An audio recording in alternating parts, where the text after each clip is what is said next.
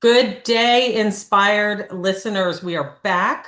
We are better than ever, and we are launching season six. And I couldn't be happier. Who would have thought, Samantha, that when we started this as a little fun COVID project, because we missed our friends, that we would still be doing this 6 years later? I wouldn't have believed it. But you know what, Stace? Here we are. And we haven't been in the studio since November. And so here we are back in action. And we have such a good guest today. I'm really excited about the conversation because I think it's pretty timely. Top of year, top of mind. How can we be our best selves? So let's jump in. Yeah, absolutely. And this season we're really looking to elevate and bring even more value to everyone with the right type of guest. So Chelsy Bell Carpenter is joining us today. She epitomizes the right type of guest that we all need to hear from. Chelsy, how are you today? Hi, you guys. Thank you so much. I just learned that I was the first guest since last year, so I'm honored to be a part of this conversation. And I have been thinking about talking with both of you for a long time, ever since I met Samantha through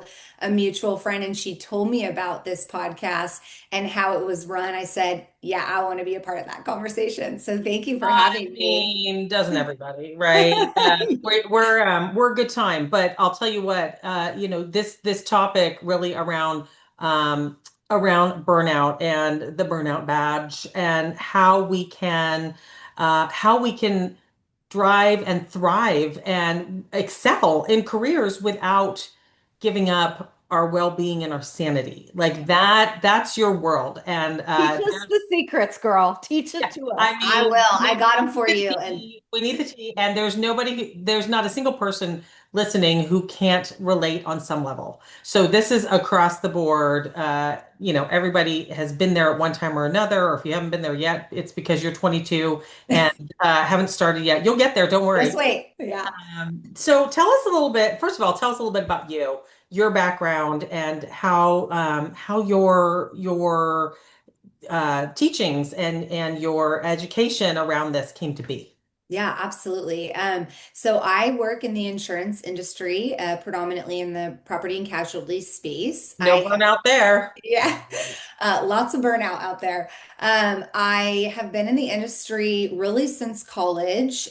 So I'll date myself, but we're over the hump of 15 years in this space, which still, doesn't really add up or make sense, girl math. I'm still 25, so how? But anyways, you know the feeling. Started in fifth grade. We totally get it. Yeah, exactly. But I am so passionate about this mission that I'm on because it is personal. In this space, in 2021, to be specific, I was climbing that ladder at a rapid rate. I had taken risks in my career. I had negotiated and basically told people to give me jobs when I didn't have the experience level. I had a drive that was obvious to any of my mentors or people that I worked with. And I landed and found myself as the first claims employee hired for an insure tech company out of California, which we know California is a space, especially in the insurance world, that is tough. The hot mess. So, how was that? The hot mess. Yeah, it's a Yeah. hot mess. And then you're a new company. So I was wearing a lot of hats. I was being challenged daily. I was growing. I really did love the work that I did. The fact, though, that I was newly married, we were in the midst of the pandemic and I worked from home. In hindsight 2020, I was doing all the wrong things, but I thought at the time, like, I'm driven, I'm motivated, I'm going to get this executive title, like I'm going to be young and have the financial standing that I could have only dreamed of when I was young and in my 20s and checking my bank account before the grocery store. So I always say, if you would have asked me back then, or when people did, do you like the work that you do? It was a quick answer, yes. And I loved the people that I worked with. I really felt like at the heart of what I did, I was helping people. And so when the email hit my inbox, that really was like a grenade to my life. It was absolutely, utterly shocking how I responded to it. It doesn't matter the contents of the email. What matters is that the one night's sleep or lack thereof, I quit and left my 10-year career with little to no thought. I was enraged with Well, what I had read. it matters a little bit what was in the email. It does, it does. But for the sake of Just a little listeners, bit. I'll just say that someone made a decision that was they felt best for the business, and the email was sent on accident to Oopsie. me. Oh, Yes. oh, now this is okay. This is now A interesting. little Yeah. bit of hot tea. Yeah, and I actually haven't shared this with anyone, but it greatly impacted me and how I the loyalty that I had given, the trust that existed or I thought that existed, and it was such a great learning lesson, but again, it took a burnout, it took quitting, it took all these weeks and months of fear and doubt and resentment. I went through like the hierarchy scale of grieving as if I had lost someone. Well, in Um, one email, you find out that that trust and that drive and those hours that you put in, none Broken. of it was reciprocated. None of it. Correct. Yep, yep. But the reality was that after having conversations with the organization, they did try to make things right. So it says a lot about them. But the damage was done, and I think the seed was planted, and the trajectory of what is to now be my life and the message that I'm so passionate about getting out there is that had I had the tools and if I was living a different lifestyle, I would have not responded in that way. I would have responded with leverage. I would have responded with the value that I knew held, and I would have shown up in a different way. But I was so broken because I was mentally and cognitively exhausted beyond my limit. I was not taking care of myself. Work came before everything, including my husband and my own well being. And so over the last 5 years, I have dedicated myself to one, never get in that position again, to know that I harness the power to have the tools that if something comes along in my path, like that similar situation, I will be ready and be able to articulate myself and plant my feet where I didn't have that in the past. And what I came to find over the past several years was all the things that I do are actually really simple and they're backed by science and we all know about them, but we forget because in our American culture, we celebrate endurance and hustle and being busy and doing all of the things. And I have found this sweet spot where I'm not compromising my drive, but I'm still taking care of myself. So I have the success. The difference is I feel as good on the inside as my LinkedIn looks. And I think that's where a lot of people aren't connecting that dot is that they're waking up every morning and sometimes they'll get to a point, their wall, if you will, where they're saying, what am I doing this all for? Why did I miss so many kids' recitals and things?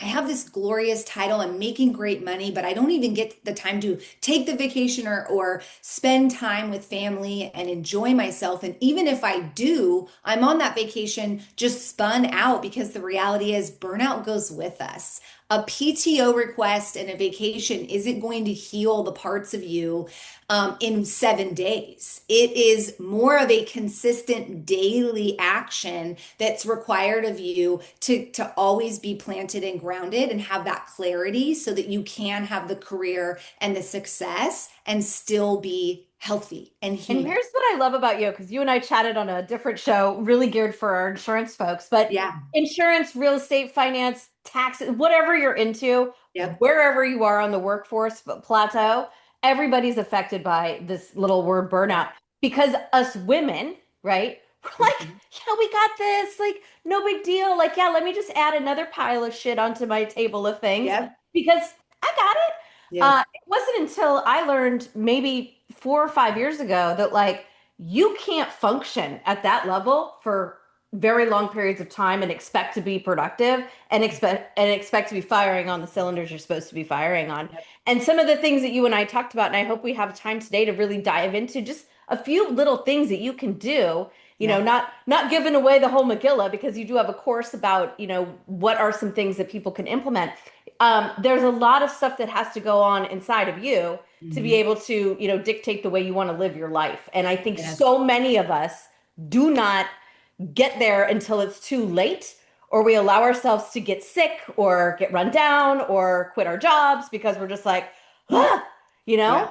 Yeah, absolutely. And the more I dive into this, I'm so thankful that science and research has really been taking a turn really over the last 5 years or so to focus in on the neurological piece of burnout, why it's happening within us.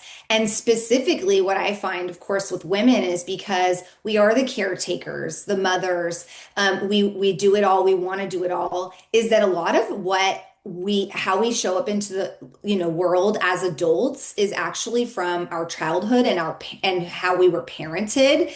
And I know for me, one of the biggest hurdles that I'm still daily working on is not attaching my worth to my to-do list and to my accomplishments. And on days where maybe I'm not so productive, why do I feel this immense sense of like failure? Or like I'm not showing up as my authentic self. And it's because I'm still working through healing those parts of me that, when I was a child and I had great parents and they did the best they could. They were really young though. They were children themselves essentially, and they were working. Um, I was praised when I did things well. And so my nervous system saw safety and peace and calm in, oh, when you get an A or when you do something well and receive a reward, that's when you're peaceful.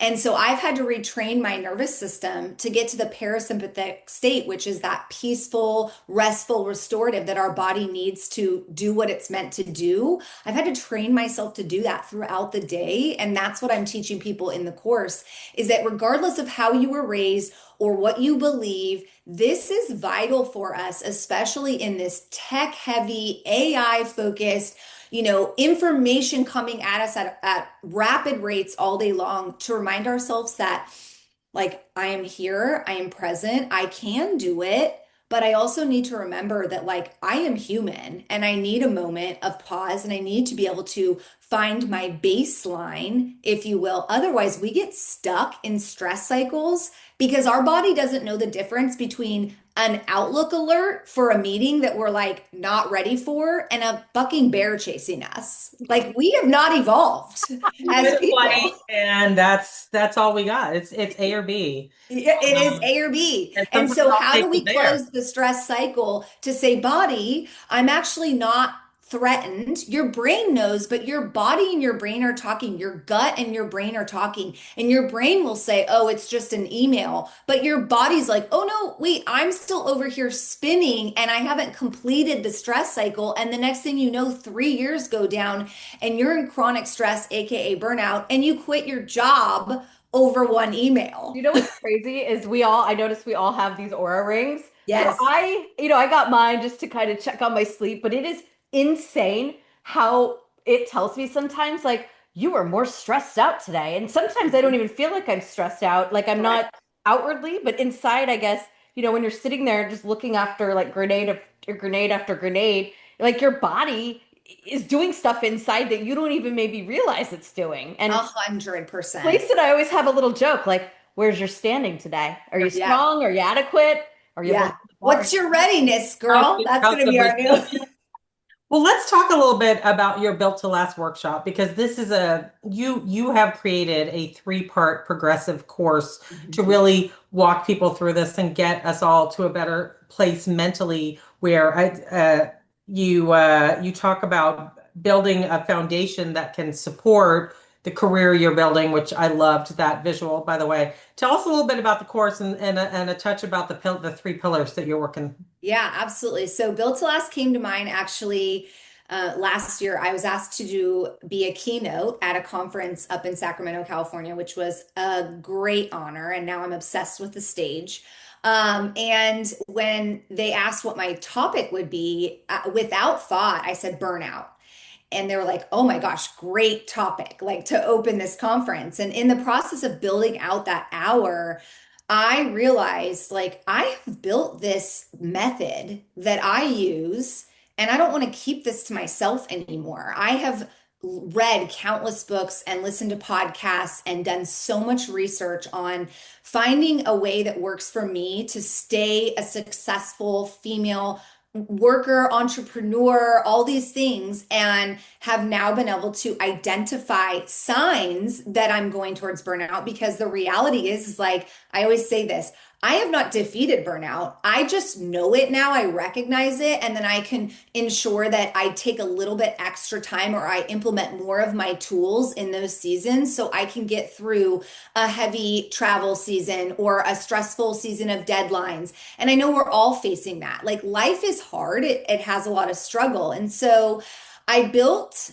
the course around three pillars that I found were kind of instrumental in the fundamental pieces of how I operate on a daily basis because I really wanted to dial it down. When you're in burnout, the last thing that you want someone to tell you is, oh my gosh, you have to implement all these new habits and it's going to be overwhelming. And then you're just going to freak out and be like, no, I don't want to do any of this. And then you're going to go into like shutdown mode. It's like burnout on top of burnout. Exactly. So I centered this around three things that are so important in making sure that you understand your baseline, and that is nervous system regulation. So just being able to self-regulate your emotions, your body, when your body's speaking to you, do not ignore those signs. That is your red light that you need to pause, something needs to change, or it's going to get worse. And the alarming piece around it, not to bring it down, but we know that stress results in some, if not all, of the major things that take lives away from us too early, that develop into things that cripple us or that change the way that we have to live. And I want to teach people how we can try to prevent getting to that point so that we can live lives that we enjoy and that we have fulfillment around to well into our ages. And contrary to what some people want to believe, even if you have things in your family bloodline and this is hereditary or whatever, if you're doing the right things, your body has miraculous ways of healing itself. And when our cells are speaking to each other and we're in a more calm state, we're going to fight off some of those viruses and different diseases that are in our society, right? The other piece that's really important is communication. And a lot of folks have been like, oh, are you going to teach us like how to talk to other people? And I'm like, no, the communication piece is actually communication with self. I realize how we are averaging about 40 to 60,000 thoughts a day now, and how much that narrative shows up in how you deliver into the world and what decisions you make. And for me, especially during my burnout, when I started taking recognition of my thoughts, I was very alarmed at how I talked to myself. My driving forces and my motivating forces were very negative. And now I have flipped the script to talk to myself with more grace and gentleness and be kind of my own biggest cheerleader. And that has actually, in turn, helped me show up differently to my family and my friends as well, with more compassion and love, and less judgment. Because how can I not judge others if I'm judging myself so harshly, right? So the communication piece is about the tools that I use that help restore kind of how we look at ourselves and how we see ourselves in the world. And then the last piece is on discipline. And that's simply where I bring the two segments together and say, in one single day, what can you do? And the tools average 2 to 5 minutes with consistency that will help you take your life back, will help you stay at baseline, will help you manage stressful seasons and close those cycles so you don't end up in chronic stress, aka burnout. One of the things that we chatted about, and I have actually not stopped thinking about it because I've been like consciously practicing it, Yeah, is stopping and having a meal, yeah, right? And you had said something that was so interesting. Like most of us sit and eat at our desk and we're like making dinner, we're like doing all these things. But like if you honestly sat your ass down, mhm, went outside, close the door, get rid of the phone, and yep, sit there and eat for 10 minutes. That's really all you need to like properly chew your food and yeah, properly just like have a moment of like, hey, I'm just gonna enjoy me and this meal right now. yeah, Um, like it's so dumb sounding, but yet so brilliant in practice. yeah, Little tiny things like that, guys, can make such a big difference. And it's not, this like crazy magic box of widgets and tools and things nope. that cost a bunch of money. It's like literally just sit down and eat a salad alone for 10 minutes and chew your food. Exactly. And that's the thing is I used to eat every meal at my desk, and I would have a salad sit on my desk for 4 hours and I was just randomly taking bites. And it's like not even good at that point. And we have to remember how advanced our bodies are. And when we sit down and just eat a meal for 10 minutes without distraction, and we talk about the meal to ourselves and the nutrition that it's providing us, what we're eating is actually going to turn into energy, sustainable energy. Versus when we're eating at our desk, we're inhaling air, we're eating possibly too much, we're eating along too long of a window where our digestion is in overdrive because we're just constantly putting food into our body. And one of the biggest key indicators of burnout is digestive issues, where like you could eat as clean as you want and you constantly are bloated or having stomach issues, But it's all and connected. it's It's all just one connected. big mess. It is. And our microbiome, like our stomach is constantly sending signals to our brain. So if you could do that today, if you're listening to this and you can pick one meal where you just say, I'm not going to be on the phone. If you have someone with you, that's even better for good conversation, but just focus on eating the meal. It's literally takes you probably 10 minutes to eat a meal slowly when you're not distracted by so many other things. So exactly, the tools in Built to Last are nothing is going to be new. I did not reinvent any sort of wheel. I just compile the things that are most important that we're forgetting to do because our to-do list is too long or we have so many obligations that we're saying we don't have time. But I help you figure out where the time is that they just build in so nicely to your schedule as it already exists. Well, you talk about in your mission to is really to redefine success through the lens of well-being. Yeah.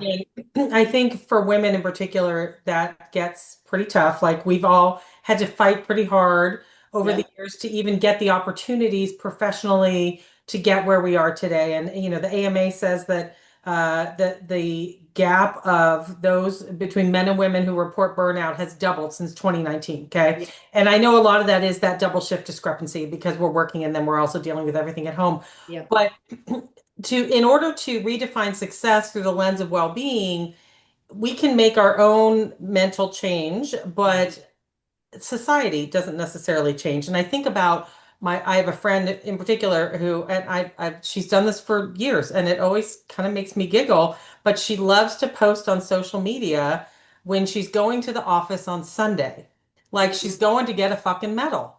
Mhm. And and she, I know, like subconsciously, I think she does it to get the feedback about, oh my God, you work so hard, that's so amazing, and that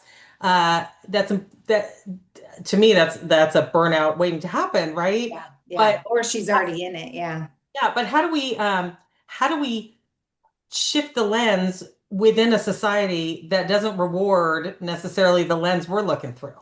So I have actually been my own, experiment in this process. And I have made a lot of shifts over time. And I would say just in the last 4 years, working where I do, I'm at a lot of conferences, I'm in front of a lot of people.